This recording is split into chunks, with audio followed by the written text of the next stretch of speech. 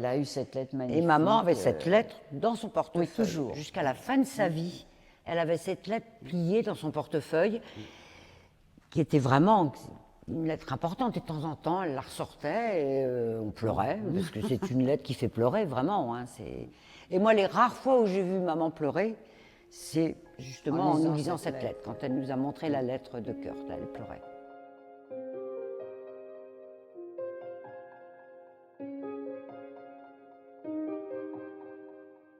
Moi, je vais dire ce que j'en pense. Moi, je pense qu'il y a peut-être eu quelques années, mais pas beaucoup, hein, où elle s'est vraiment dit, bon, parce qu'elle était plus jeune, est-ce que je quitte Paul? Mais ça n'a pas duré très longtemps. Je crois qu'assez vite, elle s'est dit, Paul, on est un compagnonnage indestructible. Ça s'est posé à 3-4 ans, je dirais, maximum. Oui. Et c'était surtout par rapport à Kurt. Maman, ça lui allait. C'était celle qui avait le plus beau rôle dans le trio.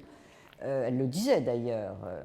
Mais Kurt était très malheureux. Kurt voulait absolument qu'elle divorce et quand vivre la avec elle. femme de Kurt est morte, elle s'est dit, qu'est-ce que je fais de Kurt? Est-ce que je lui propose plus que de rester veuf là-bas? Paul, il y a eu ces années-là ont été un peu difficiles pour lui aussi, mais bon, il vivait c'était les Simone de Beauvoir et Sartre, la liberté. Il se trouve que c'est Paul qui, les premières années de leur mariage, a usé, entre guillemets, de cette liberté beaucoup plus que maman, et puis la deuxième partie de leur vie commune, c'est maman.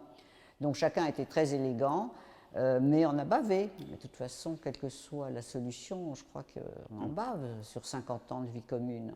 À un moment ou un autre, je veux dire, c'est pas un lit de rose tout le temps, hélas. Ben oui, il y en a souvent, dans les couples, il y en a souvent un qui aime plus que l'autre à un moment, puis après c'est l'autre qui aime plus ou moins.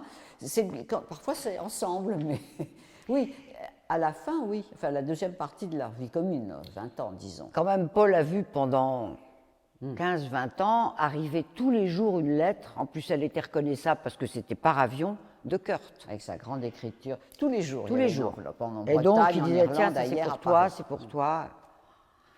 Je ne disais rien.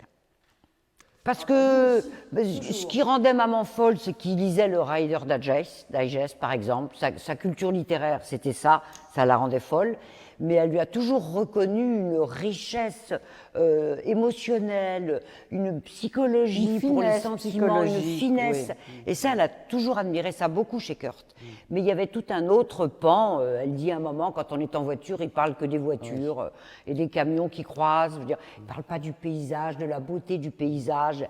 Bon, voilà, mais cette lettre est très très belle. Cette lettre est magnifique. Et l'idée qu'il a eue de l'écrire aussi et de la donner à sa fille, parce qu'il savait que personne ne préviendrait maman. Il ne venait plus en France depuis 2-3 ans à ce moment-là, au moins. Et il a dit à sa fille, le jour de ma mort, tu envoies cette lettre qui était cachetée à l'adresse de maman, etc. Et dire, maman a reçu la lettre sans un mot de sa fille, que pourtant elle avait reçue chez elle, maman, quand elle faisait ses études, elle est venue en Bretagne, je crois. Et voilà, et elle a eu cette lettre magnifique. Et maman avait cette lettre dans son portefeuille. Oui, toujours. Jusqu'à la fin de sa vie, elle avait cette lettre pliée dans son portefeuille, qui était vraiment une lettre importante. Et de temps en temps, elle la ressortait et on pleurait, parce que c'est une lettre qui fait pleurer, vraiment. Hein, et moi, les rares fois où j'ai vu maman pleurer, c'est justement en nous lisant cette lettre. Quand elle nous a montré la lettre de Kurt, là, elle pleurait. Ah oui, elle est d'un amour fou, mais en même temps d'une générosité, d'une beauté, où il lui dit, s'il y a un autre monde quelque part, dis-moi qu'on sera ensemble dans cet autre monde, dis-le-moi, je veux être à tes côtés.